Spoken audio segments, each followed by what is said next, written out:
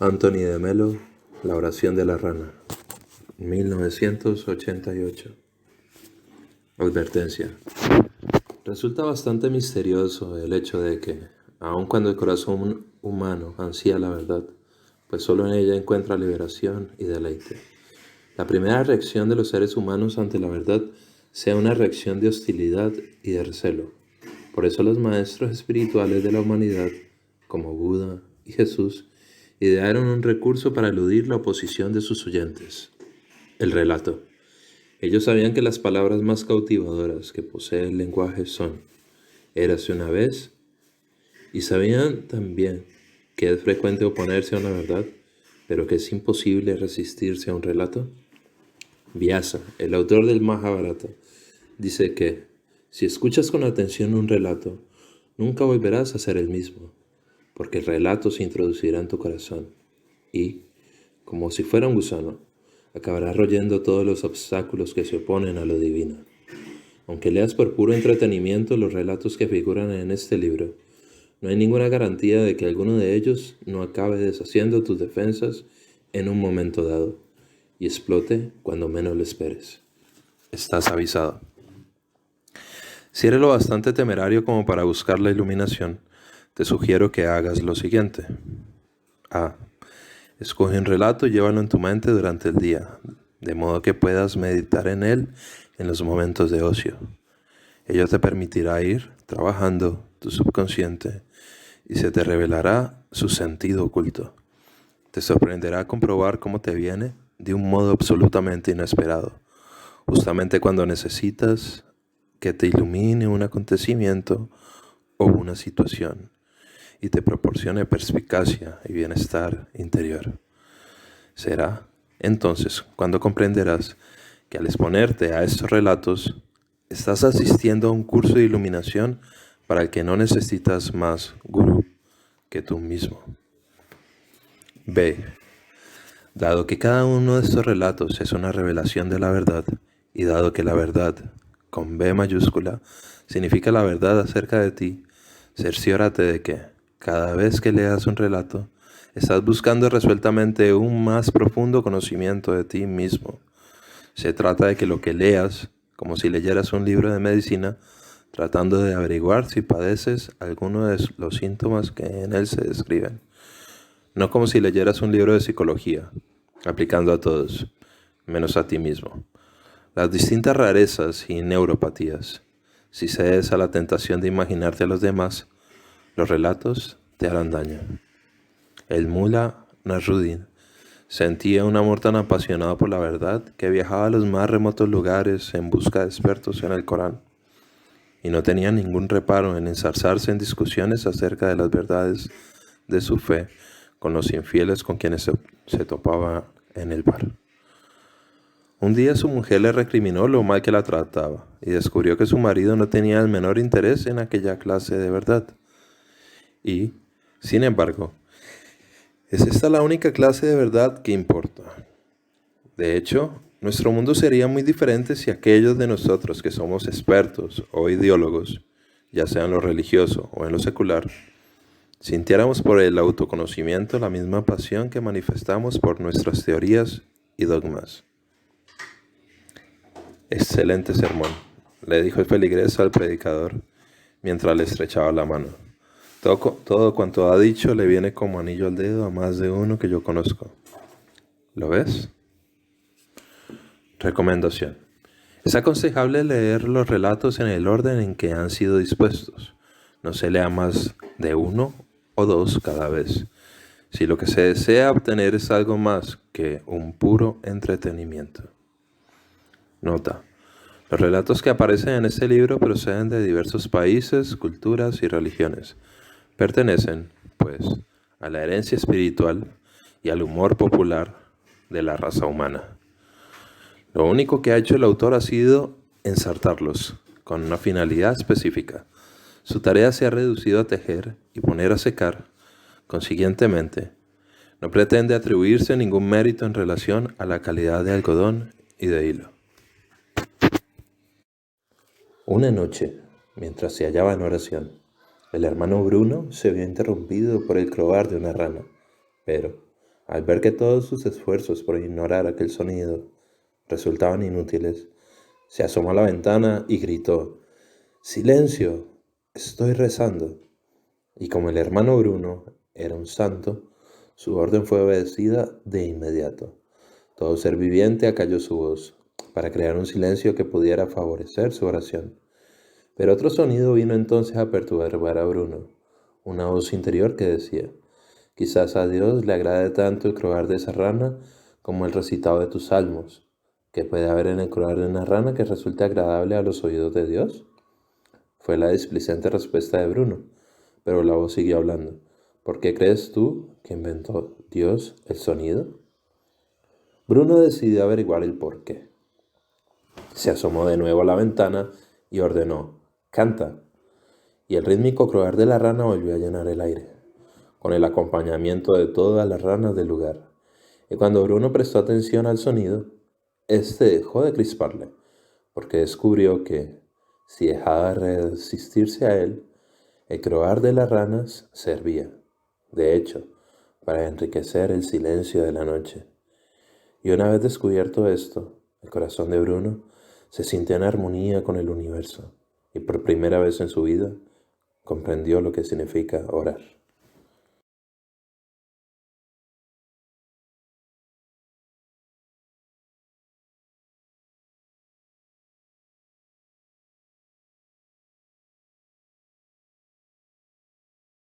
Un cuento asídico. Los judíos de una pequeña ciudad rusa esperaban ansiosos la llegada de un rabino. Se trataba de un acontecimiento poco frecuente, y por eso habían dedicado mucho tiempo a preparar las preguntas que iban a hacerle.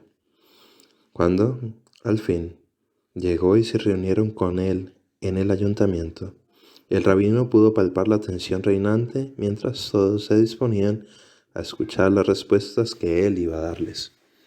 Al principio no dijo nada, sino que se limitó a mirarles fijamente a los ojos, a la vez que tarareaba insistentemente una melodía.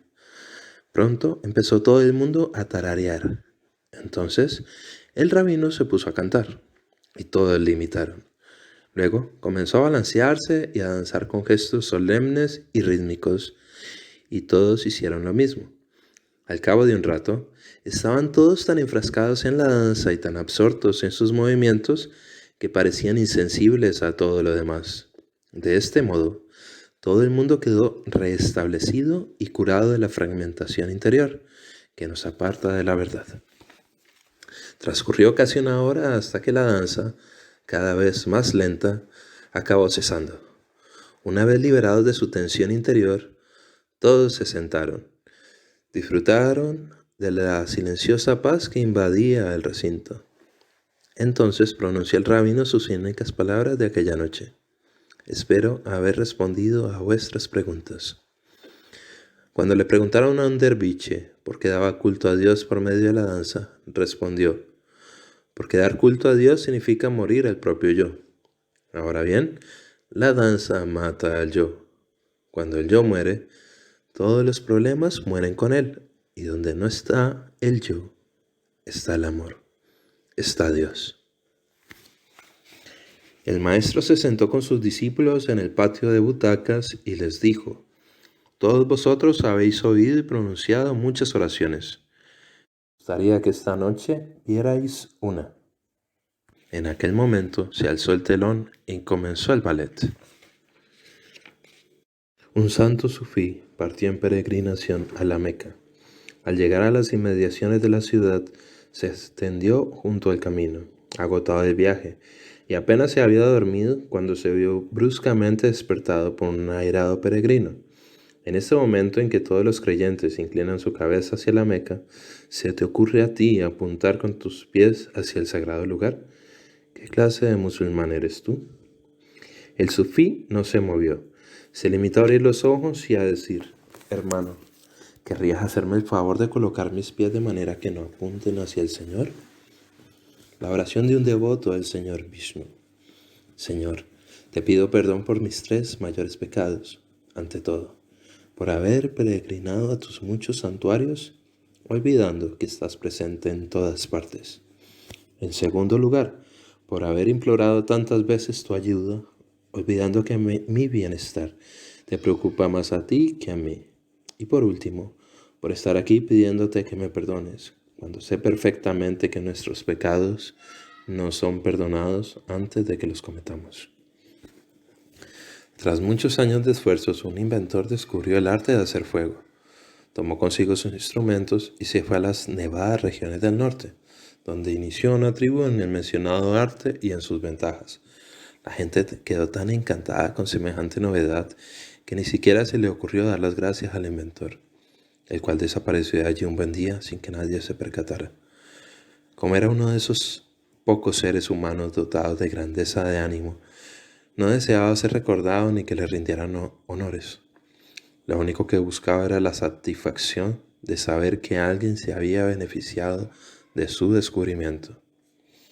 La siguiente tribu a la que llegó se mostró tan deseosa de aprender como la primera, pero sus sacerdotes, celosos de la influencia de aquel extraño, lo asesinaron, y para callar cualquier sospecha, entronizaron un retrato del gran inventor en el altar mayor del templo, creando una liturgia para honrar su nombre y mantener viva su memoria, y teniendo gran cuidado de que no se alterara ni se omitiera una sola rúbrica de la mencionada liturgia. Los instrumentos para hacer fuego fueron cuidadosamente guardados en un cofre, y se hizo correr el rumor de que curaban de sus dolencias a todo aquel que pusiera sus manos sobre ellos con fe. El propio sumo sacerdote se encargó de escribir una vida del inventor, la cual se convirtió en el libro sagrado, que presentaba su amorosa bondad como un ejemplo a imitar por todos. Encomiaba sus gloriosas obras y hacía de su naturaleza sobrehumana un artículo de fe. Los sacerdotes se aseguraban de que el libro fuera transmitido a las generaciones futuras, mientras ellos se reservaban el poder de interpretar el sentido de sus palabras y el significado de su sagrada vida y muerte, castigando inexorablemente con la muerte o con la excomunión a cualquiera que se desviara de las doctrinas por ellos establecidas. Y la gente, atrapada de lleno en toda una red de deberes religiosos, olvidó por completo el arte de hacer fuego. De la vida de los padres del desierto, el abad Lot fue a ver al abad José y le dijo: Padre, de acuerdo con mis posibilidades he guardado mi pequeña regla y he observado mi humilde ayuno, mi oración, mi meditación y mi silencio contemplativo, y en la medida de lo posible mantengo mi corazón limpio de malos pensamientos. ¿Qué más debo hacer? En respuesta, el anciano se puso en pie, elevó hacia el cielo sus manos, cuyos dedos se tornaron en otras tantas antorchas encendidas, y dijo: ni más ni menos que esto, transfórmate totalmente en fuego. Un zapatero remendón acudió al rabino Isaac de Ger y le dijo: no sé qué hacer con mi oración de la mañana. Mis clientes son personas pobres que no tienen más que un par de zapatos. Yo se los recojo a última hora del día y me paso la noche trabajando. Al amanecer aún me queda trabajo por hacer, si quiero que todos ellos los tengan listos para ir a trabajar. Y mi pregunta es: ¿qué debo hacer con mi oración de la mañana? ¿Qué has venido haciendo hasta ahora?, preguntó el rabino. Unas veces hago la oración a todo correr y vuelvo enseguida a mi trabajo, pero eso me hace sentirme mal. Otras veces dejo que se me pase la hora de la oración, y también entonces tengo la sensación de haber faltado. Y de vez en cuando, al levantar el martillo para golpear un zapato, casi puedo escuchar cómo mi corazón suspira. Qué desgraciado soy, pues no soy capaz de hacer mi oración de la mañana. Respondió el rabino: si yo fuera Dios, apreciaría más ese suspiro que la oración. Un cuento asídico. Un pobre campesino que regresaba del mercado a altas horas de la noche descubrió de pronto que no llevaba consigo su libro de oraciones. Se hallaba en medio del bosque y se le había salido una rueda de su carreta, y el pobre hombre estaba muy afligido pensando que aquel día no iba a poder recitar sus oraciones. Entonces se le ocurrió orar del siguiente modo: he cometido una verdadera estupidez, Señor. He salido de casa esta mañana sin mi libro de oraciones, y tengo tan poca memoria que no soy capaz de recitar sin él una sola oración. De manera que voy a hacer una cosa: voy a recitar 5 veces el alfabeto muy despacio. Y tú, que conoces todas las oraciones, puedes juntar las letras y formar esas oraciones que yo soy incapaz de recordar. Y el Señor dijo a sus ángeles: de todas las oraciones que he escuchado hoy, esta ha sido sin duda alguna la mejor, porque ha brotado en un corazón sencillo y sincero. Es costumbre entre los católicos confesar los pecados a un sacerdote y recibir de éste la absolución, como un signo del perdón de Dios. Pero existe el peligro, demasiado frecuente, de que los penitentes hagan uso de ello como si fuese una especie de garantía o certificado que les vaya a librar del justo castigo divino, con lo cual confía más en la absolución del sacerdote que en la misericordia de Dios. He aquí lo que pensó hacer Perugini, un pintor italiano de la Edad Media. Cuando estuviera a punto de morir, no recurría a la confesión si veía que, movido por el miedo, trataba de salvar su piel, porque eso sería un sacrilegio y un insulto a Dios. Su mujer, que no sabía nada de la decisión del artista, le preguntó en cierta ocasión si no le daba miedo morir sin confesión. Y Perugini le contestó: míralo de este modo, querido. Mi profesión es la de pintor, y creo haber destacado como tal. La profesión de Dios consiste en perdonar, y si Él es tan bueno en su profesión como lo he sido yo en la mía, no veo razón alguna para tener miedo. El sabio indio, Narada, era un devoto del señor Hari. Tan grande era su devoción que un día sintió la tentación de pensar que no había nadie en todo el mundo que amara a Dios más que él. El Señor leyó en su corazón y le dijo: Narada, ve a la ciudad que hay a orillas del Ganges y busca a un devoto mío que vive allí. Te vendrá bien vivir en su compañía. Así lo hizo Narada, y se encontró con un labrador que todos los días se levantaba muy temprano, pronunciaba el nombre de Hari una sola vez, tomaba su arado y se iba al campo, donde trabajaba durante toda la jornada. Por la noche, justo antes de dormirse, pronunciaba otra vez el nombre de Hari. Y Narada pensó: ¿cómo puede ser un devoto de Dios este patán, que se pasa el día enfrascado en sus ocupaciones terrenales? Entonces el Señor le dijo a Narada: toma un cuenco, llénalo de leche hasta el borde y paséate con él por la ciudad. Luego vuelve aquí sin haber derramado una sola gota. Narada hizo lo que se le había ordenado. ¿Cuántas veces te has acordado de mí mientras paseabas por la ciudad?, le preguntó el Señor. Ni una sola vez, Señor, respondió Narada. ¿Cómo podía hacerlo si tenía que estar pendiente del cuenco de leche? Y el Señor le dijo: ese cuenco ha absorbido tu atención de tal manera que me has olvidado por completo. Pero fíjate en ese campesino que, a pesar de tener que cuidar de toda su familia, se acuerda de mí 2 veces al día. El cura del pueblo era un santo varón al que acudía la gente cuando se veía en algún aprieto. Entonces, él solía retirarse a un determinado lugar del bosque, donde recitaba una oración especial. Dios escuchaba siempre su oración y el pueblo recibía la ayuda deseada. Murió el cura, y la gente, cuando se veían apuros, seguía acudiendo a su sucesor, el cual no era ningún santo, pero conocía el secreto del lugar concreto del bosque y la oración especial. Entonces iba allá y decía: Señor, tú sabes que no soy un santo, pero estoy seguro de que no vas a hacer que mi gente pague las consecuencias. De modo que escucha mi oración y ven en nuestra ayuda. Y Dios escuchaba su oración y el pueblo recibía la ayuda deseada. También este segundo cura murió, y también la gente, cuando se veían dificultades, seguía acudiendo a su sucesor, el cual conocía la oración especial, pero no el lugar del bosque. De manera que decía: ¿qué más te da a ti, Señor, un lugar que otro? Escucha, pues, mi oración y ven en nuestra ayuda. Y una vez más, Dios escuchaba su oración y el pueblo recibía la ayuda deseada. Pero también este cura murió, y la gente, cuando se veía con problemas, seguía acudiendo a su sucesor, el cual no conocía ni la oración especial ni el lugar del bosque, y entonces decía: Señor, yo sé que no son las fórmulas lo que tú aprecias, sino el clamor del corazón angustiado, de modo que escucha mi oración y ven en nuestra ayuda. Y también entonces escuchaba a Dios su oración y el pueblo recibía la ayuda deseada.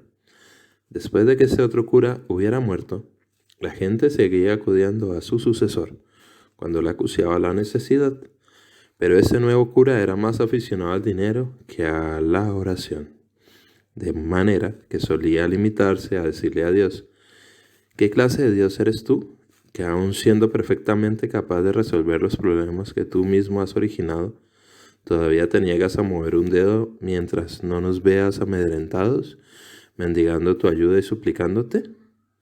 Está bien, puedes hacer con la gente lo que quieras. Y una vez más, Dios escuchaba su oración y el pueblo recibía la ayuda deseada. Una anciana mujer, verdadera entusiasta de la jardinería, afirmaba que no creía en absoluto en ciertas predicciones que auguraban que algún día lograrían los científicos controlar el tiempo atmosférico. Según ella, lo único que hacía falta para controlar el tiempo era la oración. Pero un verano, mientras ella se encontraba de viaje por el extranjero, la sequía azotó el país y arruinó por completo su precioso jardín. Cuando regresó, se sintió tan trastornada que cambió de religión. Debería haber cambiado sus estúpidas creencias. Es bueno que nuestras oraciones sean escuchadas si no lo son en su debido momento. En la antigua India se concedía mucha importancia a los ritos védicos, de los que se decía que funcionaban tan científicamente que, cuando los sabios pedían la lluvia, jamás se producía una sequía. Así es que, conforme a dichos ritos, un hombre se puso a rezarle a Lasmi, la diosa de la abundancia, para que le hiciera rico. Estuvo orando sin éxito durante 10 largos años, al cabo de los cuales comprendió de pronto la naturaleza ilusoria de la riqueza y abrazó una vida de renuncia en el Himalaya. Un buen día, mientras se hallaba sentado y entregado a la meditación, abrió sus ojos y vio ante sí a una mujer extraordinariamente hermosa, tan radiante y resplandeciente como si fuera de oro. ¿Quién eres tú y qué haces aquí?, le preguntó. Soy la diosa Lasmi, a la que has estado rezando himnos durante 12 años, le respondió la mujer, y he decidido aparecerme ante ti para concederte tu deseo. Ah, mi querida diosa, exclamó el hombre, ahora ya he adquirido la dicha de la meditación y he perdido el deseo de las riquezas. Llegas demasiado tarde. Pero dime, ¿por qué has tardado tanto en venir? Para serte sincera, respondió la diosa, dada la fidelidad con la que realizabas aquellos ritos, habrías acabado consiguiendo la riqueza, sin duda alguna. Pero como te amaba y solo deseaba tu bienestar, me resistí a concedértelo. Si pudieras elegir, ¿qué elegirías? ¿Que se te concediera lo que pides o la gracia de vivir en paz, aunque no lo hubieras pedido? Un día, el mullah Nasruddin observó cómo el maestro del pueblo conducía a un grupo de niños hacia la mezquita. ¿Para qué los llevas allí?, le preguntó. La sequía está azotando al país, le respondió el maestro, y confiamos en que el clamor de los inocentes mueva el corazón del Todopoderoso. Lo importante no es el clamor, ya sea de inocentes o de criminales, dijo el mulá, sino la sabiduría y el conocimiento. ¿Cómo te atreves a blasfemar de ese modo delante de estos niños?, le recriminó el maestro. Deberás probar lo que has dicho, o te acusaré de hereje. Nada más fácil, replicó Nasruddin. Si las oraciones de los niños sirvieran de algo, no habría un maestro de escuela en todo el país, porque no hay nada que detesten tanto los niños como ir a la escuela. Si tú has sobrevivido a tales oraciones, es porque nosotros, que sabemos más que los niños, te hemos mantenido en tu puesto. Un piadoso anciano rezaba 5 veces al día, mientras que su socio en los negocios jamás ponía los pies en la iglesia. Pues bien, el día que cumplió 80 años, el anciano oró de la siguiente manera. Oh Dios, nuestro Señor, desde que era joven, no he dejado un solo día de acudir a la iglesia desde por la mañana y rezarte mis oraciones 5 veces diarias, como está mandado. No he hecho un solo movimiento ni he tomado una sola decisión importante o intrascendente sin haber primero invocado tu nombre. Y ahora, en mi ancianidad, he redoblado mis ejercicios piadosos y te rezo sin cesar, día y noche. Sin embargo, aquí me tienes, tan pobre como un ratón de sacristía. En cambio, fíjate en mi socio, juega y bebe como un cosaco e incluso, a pesar de sus años, anda con mujeres de dudosa reputación y a pesar de todo, nada en la abundancia. Y dudo que alguna vez haya salido de sus labios una sola oración. Pues bien, Señor, no te pido que le castigues, porque eso no sería cristiano, pero te ruego que respondas. ¿Por qué? ¿Por qué? ¿Por qué? ¿Le has permitido a él prosperar y me has tratado a mí de este modo? Porque eres un verdadero pelmazo, le respondió Dios. Había un monasterio cuya regla no era no hables, sino no hables si no es para decir algo que sea mejor que el silencio. ¿No podría decirse lo mismo de la oración? Sobre rezos y rezadores. La abuela, ¿ya rezas tus oraciones cada noche? El nieto, por supuesto. ¿Y por las mañanas? No, durante el día, no tengo miedo. Una piadosa anciana al acabar la guerra. Dios ha sido muy bueno con nosotros. Hemos rezado sin parar y todas las bombas han caído en la otra parte de la ciudad.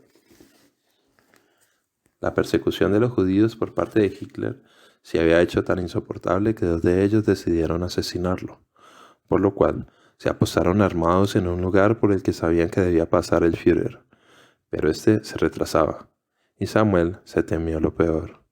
Joshua le dijo al otro, reza para que no le haya pasado nada. Aquel matrimonio había tomado la costumbre de invitar todos los años a su piadosa tía a hacer con ellos una excursión, pero aquel año se habían olvidado de invitarla. Cuando lo hicieron, ya a última hora, ella les dijo, ya es demasiado tarde, he estado rezando para que llueva. Un sacerdote estaba observando a una mujer que se encontraba sentada, con la cabeza hundida entre sus manos, en un banco de la iglesia vacía. Pasó 1 hora, pasaron 2 horas, y allí seguía. Pensando que se trataría de un alma afligida y deseosa de que la ayudaran, el sacerdote se acercó a la mujer y le dijo, ¿puedo ayudarla en algo? No, padre, muchas gracias, respondió ella. Estaba recibiendo toda la ayuda que necesitaba, hasta que usted me ha interrumpido. Un anciano solía permanecer inmóvil durante horas en la iglesia. Un día, un sacerdote le preguntó de qué le hablaba a Dios. Dios no habla, solo escucha, fue su respuesta. Bien, ¿y de qué le habla usted a Dios? Yo tampoco hablo, solo escucho. Las 4 fases de la oración. Yo hablo, tú escuchas. Tú hablas, yo escucho. Nadie habla, los dos escuchamos. Nadie habla y nadie escucha. Silencio. El sufí Bayazid Bistami describe el siguiente modo de su progreso en el arte de orar. La primera vez que visité la Kaaba, en la Meca, vi la Kaaba. La segunda vez vi al Señor de la Kaaba. La tercera vez no vi ni la Kaaba ni al Señor de la Kaaba. El emperador mongol, Akbar, salió un día al bosque a cazar.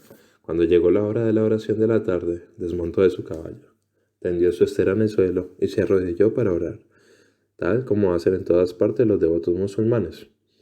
Pero en aquel preciso momento, una campesina, inquieta por la desaparición de su marido, que había salido de la casa aquella mañana y no había regresado, pasó por allí como una exhalación, sin reparar en la presencia del arrodillado emperador, y tropezó con él, rodando por el suelo. Pero se levantó y, sin pedir ningún tipo de disculpas, siguió corriendo hacia el interior del bosque. Akbar se sintió irritado por aquella interrupción, pero, como era un buen musulmán, observó la regla de no hablar con nadie durante el namaz. Más tarde, justamente cuando él acababa su oración, volvió a pasar por allí la mujer, esta vez alegre y acompañada de su marido, al que había conseguido encontrar. Al ver al emperador y a su séquito, ella se sorprendió y se llenó de miedo. Entonces Akbar dio rienda suelta a su enojo contra ella y le gritó, Explícame ahora mismo tu irrespetuoso comportamiento si no quieres que te castigue. Entonces la mujer perdió de pronto el miedo, miró fijamente a los ojos al emperador y le dijo: Majestad, iba tan absorta pensando en mi marido que no os vi, ni siquiera cuando, como decís, tropecé con vos. Ahora bien, dado que vos estabas en pleno Namax, había de estar absorto en alguien infinitamente más valioso que mi marido. ¿Cómo es que reparasteis en mí? El emperador, avergonzado, no supo qué decir. Más tarde, confiaría a sus amigos que una simple campesina, no un experto ni un mulá, le había enseñado lo que significa la oración. Estando el maestro haciendo oración, se acercaron a él los discípulos y le dijeron: Señor, enséñanos a orar. Y él les enseñó del siguiente modo. Iban dos hombres paseando por el campo cuando, de pronto, vieron ante ellos a un toro enfurecido. Al instante, se lanzaron hacia la valla más cercana, con el toro pisándole los talones. Pero no tardaron en darse cuenta de que no iban a conseguir ponerse a salvo. De modo que uno de ellos le gritó al otro: Estamos perdidos, de esta no salimos.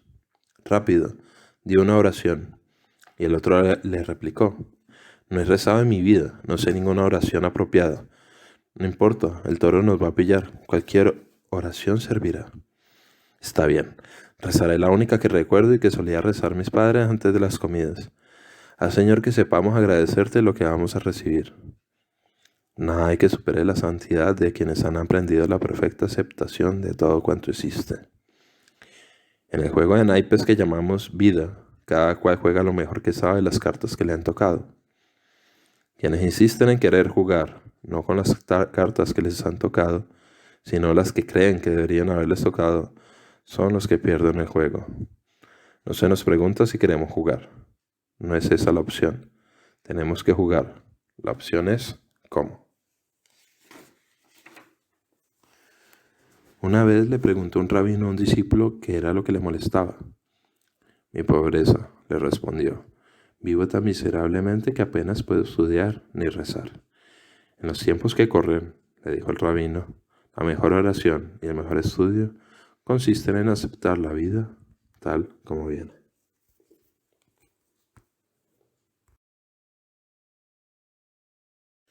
Hacía un frío que cortaba, y el rabino y sus discípulos se hallaban acurrucados junto al fuego. Uno de los discípulos, haciéndose eco de las enseñanzas de su maestro, dijo: En un día tan gélido como este, yo sé exactamente lo que hay que hacer. ¿Qué hay que hacer?, le preguntaron los demás. Conservar el calor. Y si eso no es posible, también se lo hay que hacer. ¿Qué hay que hacer? Congelarse. La realidad existente no puede realmente ser rechazada ni aceptada. Huir de ella es como tratar de huir de tus propios pies. Aceptarla es como tratar de besar tus propios labios. Todo lo que hay que hacer es mirar, comprender y estar en paz. Un hombre acudió a un psiquiatra y le dijo que todas las noches se le aparecía un dragón con 12 patas y 3 cabezas, que vivía en una tremenda tensión nerviosa, que no podía conciliar el sueño y que se encontraba al borde del colapso, que incluso había pensado en suicidarse. Creo que puedo ayudarle, le dijo el psiquiatra, pero debo advertirle que no va a llevar 1 año o 2 y que le va a costar a usted $3,000. ¿$3,000?, exclamó el otro. Olvídelo, miré a mi casa y me haré amigo del dragón. Los vecinos del místico musulmán Farid lograron persuadir a este de que acudiera a la corte de Delhi y obtuviera a Akbar un favor para la aldea. Farid se fue a la corte y, cuando llegó, Akbar se encontraba haciendo sus oraciones. Cuando, al fin, el emperador se dejó ver, Farid le preguntó: ¿Qué estabas pidiendo en tu oración? Le suplicaba al Todopoderoso que me concediera éxito, riquezas y una larga vida, le respondió Akbar. Farid se volvió, dando la espalda al emperador, y salió de allí mascullando. Vengo a ver a un emperador y me encuentro con un mendigo que es igual que todos los demás. Érase una vez una mujer muy devota y llena de amor de Dios. Solía ir a la iglesia todas las mañanas y por el camino solían acosarla los niños y los mendigos. pero ella iba tan absorta en sus devociones que ni siquiera los veía. Un buen día, tras haber recorrido el camino acostumbrado, llegó a la iglesia en el preciso momento en que iba a empezar el culto. Empujó la puerta, pero esta no se abrió. Volvió a empujar, esta vez con más fuerza, y comprobó que la puerta estaba cerrada con llave. Afligida por no haber podido asistir al culto por primera vez en muchos años y no sabiendo qué hacer, miró hacia arriba, y justamente allí, frente a sus ojos, vio una nota clavada en la puerta con una chincheta. La nota decía: «Estoy ahí fuera». Se decía de un santo que, cada vez que salía de su casa para ir a cumplir sus deberes religiosos, solía decir: «Y ahora te dejo, Señor, me voy a la iglesia». Paseaba un monje por los jardines del monasterio cuando, de pronto, oyó cantar a un pájaro. Embelesado se detuvo a escuchar. Le pareció que nunca hasta entonces había escuchado lo que se dice escuchar, el canto de un pájaro. Cuando el pájaro dejó de cantar, el monje regresó al monasterio y, para su consternación, descubrió que era un extraño para los demás monjes, y viceversa. Pasó algún tiempo hasta que tanto ellos como él descubrieron que había tardado siglos en regresar. Como su escucha había sido total, el tiempo se había detenido y él se había introducido en la eternidad. La oración resulta perfecta cuando se descubre la intemporalidad. La intemporalidad se descubre a través de la claridad de percepción. La percepción se hace clara cuando se libera de los prejuicios y de toda consideración de pérdida o provecho personal. Entonces se ve lo milagroso y el corazón se llena de asombro. Cuando el maestro invitó al gobernador a practicar la meditación y éste le dijo que estaba muy ocupado, la respuesta del maestro fue: «Me recuerdas a un hombre que caminaba por la jungla con los ojos vendados y que estaba demasiado ocupado para quitarse la venda». Cuando el gobernador alegó su falta de tiempo, el maestro le dijo: «Es un error creer que la meditación no puede practicarse por falta de tiempo. El verdadero motivo es la agitación de la mente». Un experto en rendimiento laboral le presentaba su informe a Henry Ford. «Como puede usted ver, señor, el informe es altamente favorable, excepto en lo referente a ese individuo que está en el vestíbulo. Siempre que paso por allí, él está sentado y con los pies encima de la mesa. Está malgastando su dinero, señor». «Ese hombre», replicó Ford, «tuvo una vez una idea que nos hizo ganar una fortuna, y creo recordar que sus pies se encontraban entonces en el mismísimo lugar en el que se encuentran ahora». Había un leñador que se agotaba, malgastando su tiempo y sus energías en cortar madera con una hacha embotada, porque no tenía tiempo, según él, para detenerse y afilar la hoja. Érase una vez un bosque en el que los pájaros cantaban de día y los insectos de noche. Los árboles crecían, las flores prosperaban, y toda clase de criaturas pululaban libremente. Todo el que entraba allí se veía llevado a la soledad, que es el hogar de Dios, que habita en el silencio y en la belleza de la naturaleza. Pero llegó la edad de la inconsciencia, justamente cuando los hombres vieron la posibilidad de construir rascacielos y destruir en un mes ríos, bosques y montañas. Se levantaron edificios para el culto con la madera del bosque y con las piedras del subsuelo forestal. Pináculos, agujas y minaretes apuntaban hacia el cielo, y el aire se llenó del sonido de las campanas, de oraciones, cánticos y exhortaciones. Y Dios se encontró de pronto sin hogar. Dios oculta las cosas poniéndolas ante nuestros ojos. Escucha, oye el canto del pájaro, el viento entre los árboles, el estruendo del océano. Mira un árbol, una hoja que cae o una flor, como si fuera la primera vez. Puede que, de pronto, entres en contacto con la realidad, con ese paraíso del que nos ha arrojado nuestro saber por haber caído desde la infancia. Dice el místico indio Shara, trata de probar a qué sabe la ausencia del saber.